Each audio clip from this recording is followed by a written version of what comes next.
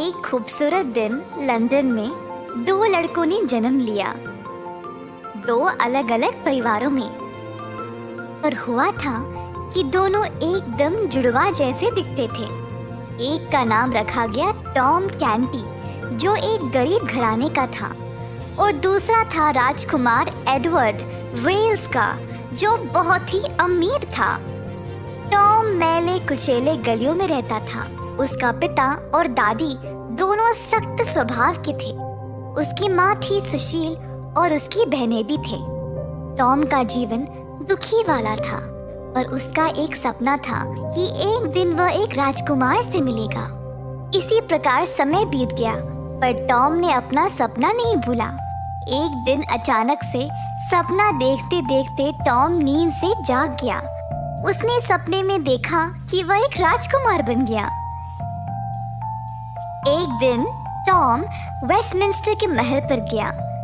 द्वार पर जब वह करीब गया तो पहरेदार ने उसको मार भगाया। पहरेदार और टॉम के बीच की लड़ाई संयोग से राजकुमार ने देख लिया, जो अपनी खिड़की के बाहर झांक रहा था। राजकुमार ने पहरेदार को डांटा और बोला कि वह उस फकीर लड़के को महल के अंदर आने दे। टॉम का सपना सच होने को आ रहा था। हैरानी की बात यह थी कि दोनों लड़के मिले और पक्के दोस्त बन गए। टॉम ने अपने जीवन के बारे में बताया और एडवर्ड उसकी जिंदगी में दिलचस्पी लेने लगा। उसको टॉम का जीवन कमाल का लगा। उसी समय राजकुमार एडवर्ड के दिमाग में एक अजीब विचार आया। मेरे पास एक योजना है जो शायद हम दोनों के लिए फायदेमंद होगा। क्यों ना हम अदला बदली कर ले? क्या तुम पागल हो गए हो क्या? क्या हुआ? तुमको तो वैसे भी बहुत शौक था ना एक राजकुमार की तरह रहने की। मुझे इन ऊंची दीवारों की आगे वाली जिंदगी भी देखनी है। शायद ये काम आ जाएगा। वैसे भी हम तो रूबरू एक जैसे ही दिखते हैं। तो दोनों ने थोड़े समय के लिए अदला बदली करने का निर्णय ले लिया। दोनों ने एक दूसरे को अपने कपड़े दे दिए। एडवर्ड महल के बाहर निकल गया और टॉम बैठ गया सिंहासन पर। अब एडवर्ड बाकियों की तरह बस एक फकीर लड़का था। एडवर्ड ने सबको बताने की कोशिश की कि वही राजकुमार है, पर सब सोचने लगे कि कोई लड़का बस पागल हो गया है। इसी दौरान टॉम महल में बेचैन होने लगा। राजकुमार एडवर्ड बहुत दिनों तक वापस नहीं लौटा, तो टॉम चिंतित हो गया कि कहीं एडवर्ड पकड़ा तो नहीं गया। उसने सबको सच्चाई बता दी कि वह असली राजकुमार नहीं है, पर सबको लगा कि शायद राजकुमार की दिमागी हालत ठीक नहीं है। राजकुमार के पिताजी महाराजा हेनरी ने सबको ये आदेश दिया कि कोई भी राजकुमार के दिमाग की हालत के बारे में बात नहीं करेगा। राजकुमार के रूप में टॉम के पहले दिन बहुत कठिन थे, क्योंकि उसको राजमहल के रिवाज और तौर तरीकों के बारे में कुछ नहीं पता था। जो पानी हाथ धोने के लिए था वह उसको पी गया, ऐसे काम करने लगा। इसी बीच राजकुमार एडवर्ड टॉम के पिताजी जॉन कैंटी के हाथ आ गया और उसको अच्छी मार पड़ी, क्योंकि उसने उनको पैसे नहीं दिए। अपना ही बेटा समझ के वो उसको घर ले गया। जब एडवर्ड ने बोला कि वह असल में राजकुमार है, तो उसको और ज्यादा मार पड़ी।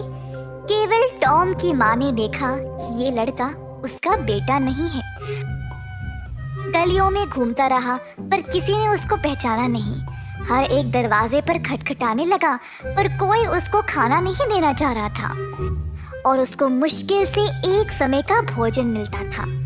इसी तरह कई दिन बीत गए। राजकुमार एडवर्ड अब वापस महल जाने के लिए बेचैन था। एक दिन एडवर्ड की मुलाकात एक शूरवीर से हुई, जिसको वो पहले से जानता था। ये मौका देखकर एडवर्ड ने उसको अपनी पिछली मुलाकात के बारे में याद दिलाया। वीर ने एडवर्ड से वादा किया कि वह उसकी मदद करेगा। एडवर्ड को अपने घोड़े पर महल ले गया। इन सब के बीच महाराजा हेनरी की मृत्यु हो गई थी, और सब लोग टॉम को अगला महाराज घोषित करने की तैयारी में थे। टॉम के पास और कोई रास्ता ना रहा सिवाय महाराज बनने की तैयारी में लगे रहने की। और महाराजा का ताज था उसके सामने। टॉम को दरबार में लिया गया और वहाँ पर थी बहुत सारी भीड़ जो अगले महाराज को देखने के लिए जमा हुई थी। प्रीस्ट साहब ने अपनी प्रार्थना पूरी की और हाथ में ताज लिए टॉम के सर पर रखने ही वाले थे जब अचानक से एडवर्ड दरबार में घुस आया। टॉम हैरान रह गया। उसको पता था कि उसको क्या करना था, पर वह अपनी पुरानी गरीबों की जिंदगी में वापस जाने को डर रहा था।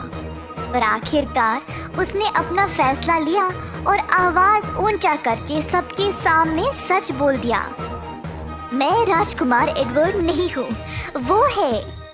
तो अंत में असली राजकुमार एडवर्ड को सिंहासन पे बिठाया गया। टॉम की सच्चाई और ईमानदारी एडवर्ड को बहुत पसंद आई। उसने टॉम को महल में ही जगह दे दी। टॉम एडवर्ड का मुख्य सलाहकार बन गया और महल में ही रहने लगा। राजकुमार और फकीर भाइयों की तरह बन गए और मिलकर राज्य पर सम्मान से और उदारता से राज किया और सारी प्रजा का